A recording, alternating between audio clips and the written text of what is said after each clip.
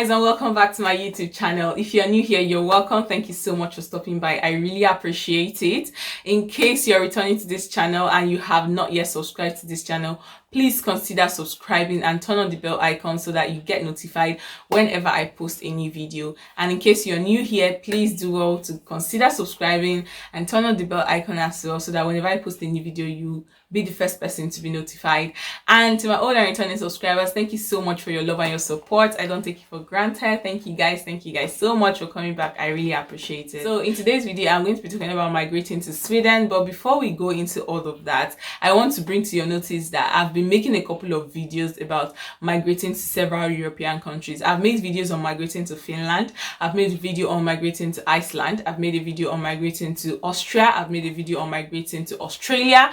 And you guys, I've talked about study route and I've also talked about work route in these videos. So you might want to go and check them out. I will leave them in the cards above so that you can click on them when they pop up, or revisit them later on, or leave them at the end screen as well so that you can go and check them out. So you guys, for you to migrate to any of these countries, it's almost at zero cost, okay? If you're going via job, okay, you don't need any form of like proof of funds or anything like that. It's fully like you have the sponsorship already, so you don't need to have any money in your account or anything like that. And then if you're going via study route, there is just like an amount of money that you might need to have, but of course it's not like you're going to break the entire bank to get that money. So it's like you're moving to these countries at almost zero cost. So you want to go and check out that video, know what suits you, and follow through with it. Okay, so like I said earlier, we're talking about migrating to Sweden. Sweden is a very beautiful country. It's a Nordic country, and in case you do not know, you can migrate to Sweden via study route and via job as well. And you can also migrate to Sweden if you want to like go and reunite with your partner, with your spouse, or yeah, you can also migrate that way. All right, so I'm just going to be talking about it in a couple of minutes, and if this is what you're interested in, then stay tuned so that you can get all the details that you need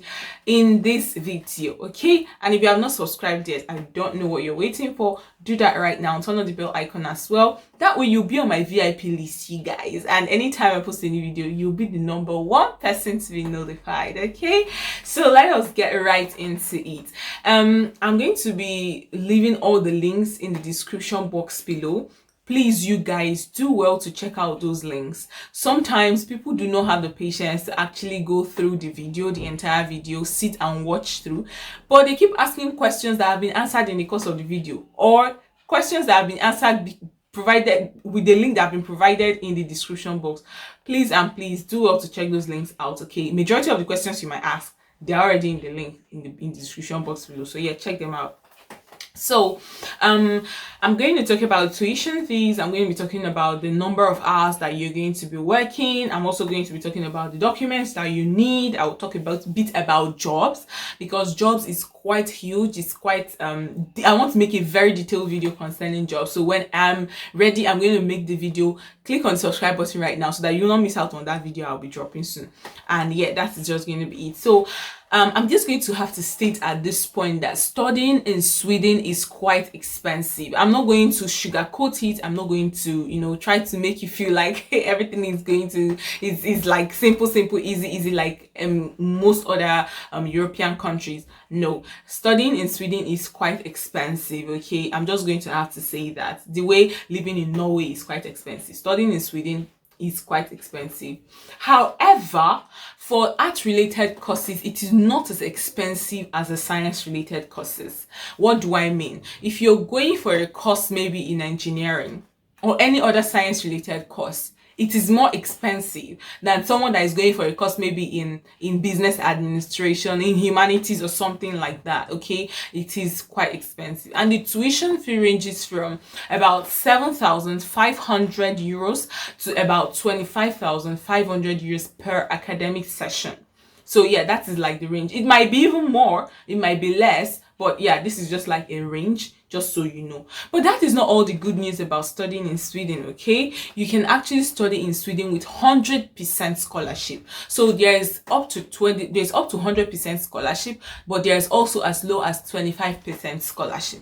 So if you're able to get an admission with a Swedish university, you can actually get scholarships to study with your tuition fully waived. Okay, so you want to visit the Swedish Institute scholarship so that you will know everything about scholarships there. And even schools offer scholarships. Some offer discounts, some offer like scholarship depending on the department and the school. So you want to check all of that out. Okay, now I'm going to talk about the documents that you need. Okay, now for the documents, but before we go into that, I would just have to say that there are like two seasons for admissions into Swedish universities. So they have the autumn season and they have the spring season.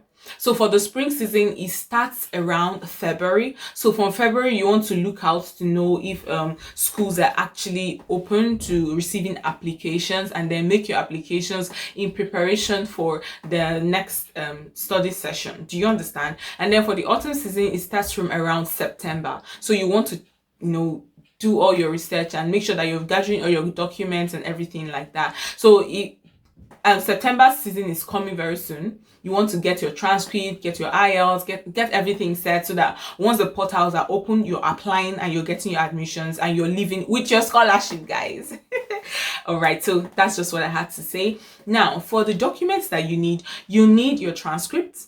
Okay, you need your IELTS of about 6.5. Now, it might depend on the department, okay, and the course that you want to study. It might be different, but this is like a general or a generic requirement for majority of the courses and schools that you want to apply to in Sweden. Okay, so this is just why I'm saying do your own research. Okay, please do your own research so that you are not making mistakes. Okay, and try to also check the career sites or the career part of the website of the school that you're interested in.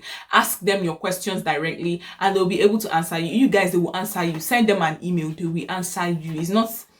They will answer you via emails. Okay, emails actually work in most of these Western and European countries. So just check out their career site and email them, ask them questions so that you be clear on everything. Okay, yeah. And then another thing that you have to get is your health insurance. The health insurance is quite cheap. Okay, so I've tried to explain this health insurance in one of my previous videos, so you might want to go and check them out so that you can get all the details about it. So you get your health insurance as well. Then you have to have your international passport, guys. I don't know the person that is interested in migrating to any other country but the country he or she is in, but you don't have international passport. How do you want to do it? How? So you need to get your international passport. It's so important, and make sure that you have enough time on that international passport. Okay, I would advise that you have up to 1 year on it. I mean, some people say up to 6 months, but just to avoid stories that touch the heart, have up to 1 year on that international passport that you want to use. Okay, then you need the proof of funds.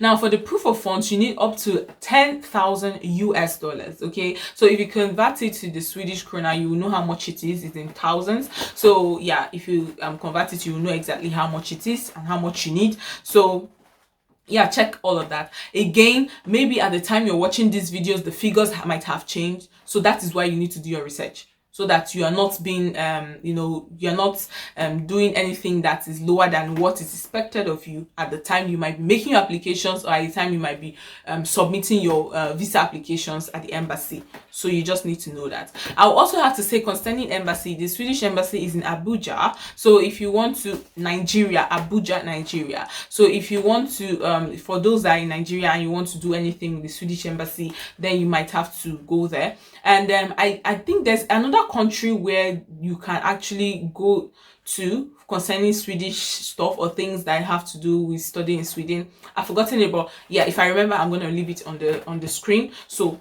just so that you know that as well. Okay, now for the proof of funds, this is just so that you can prove that you can take care of yourself while you're studying. Okay, and just living expenses, basically your rent, your feeding, your clothing, and things like that, transportation. That is just what it is needed for, okay? And you need it like it's a monthly basis. That is why it has accumulated up to that 10,000 US dollars. So just so that you know about that as well.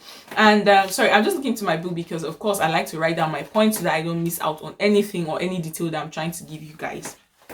Now, let us talk about the number of hours that you can work in Sweden while you're studying. Now, for you to work in Sweden while studying, unlike the typical European countries or maybe the UK where you have to work 20 hours a week or 25 hours a week, you can work unlimited hours, okay? Unlimited hours, okay, in a week in Sweden. But then you must not fail. You must not fail your courses. You must not fail your, if not, they'll just send you back home.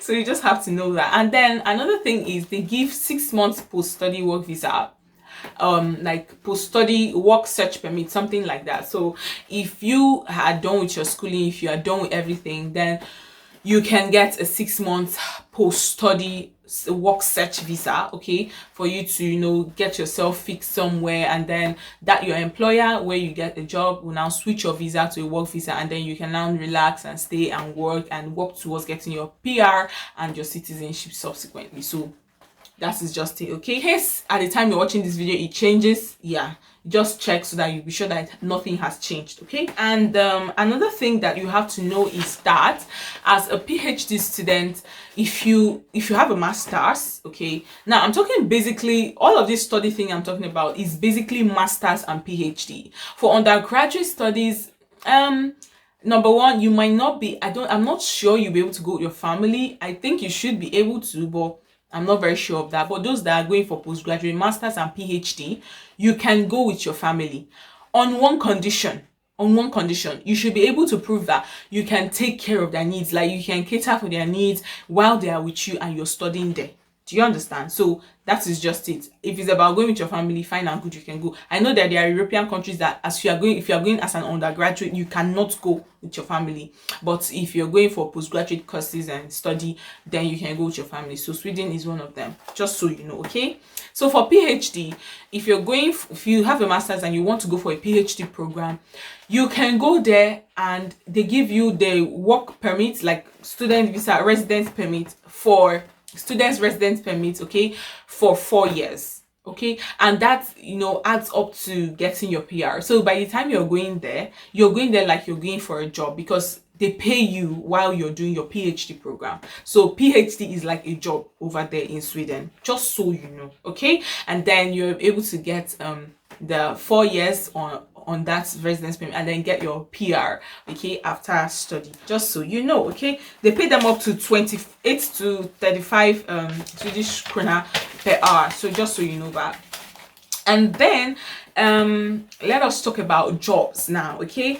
Now for jobs, you can actually go there on, particularly those that are in IT. I mean, you can go there maybe health and every other job, and even on skill jobs and things like that. But the IT system or the IT niche is really booming at the moment. So if you're into fintech, you're into IT, you're into anything IT related, this is the time for you to port or migrate to Sweden. So if you're into IT, this is the time for you to migrate, because it's a green field right now there and it's booming really well, and you want to go and check it out. Another job route you can go through is the au pair route. So this nanny. So if you're a caregiver, you feel like you're certified, you're qualified, and you're able to get a job, okay, you can go there as a caregiver, and guess what, they can give you up to 4 to 5 years of residence permit, and then from there you can get your PR. So if this is what you're cut out for, or this is what you're interested in, then you might want to check out that route, okay? And then you can also go there, yeah, the reunion visa, the family visa route and everything. If you have someone there,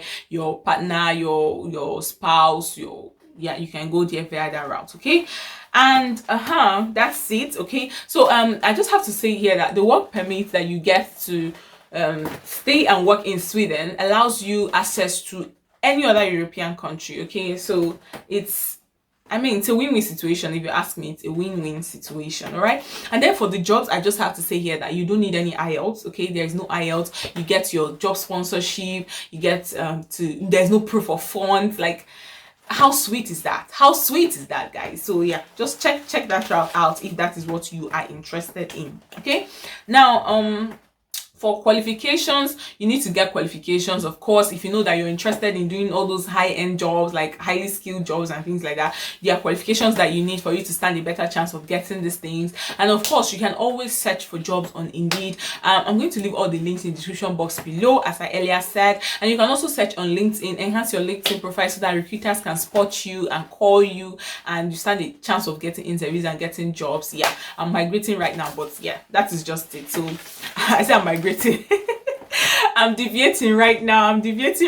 So you guys, so just check that out, okay? Just so you know. So that is it for today. This is what I have to share with you guys today. In case you have any questions, please do well to leave it in the comment section below, and I'll do well to answer your questions, you guys, okay?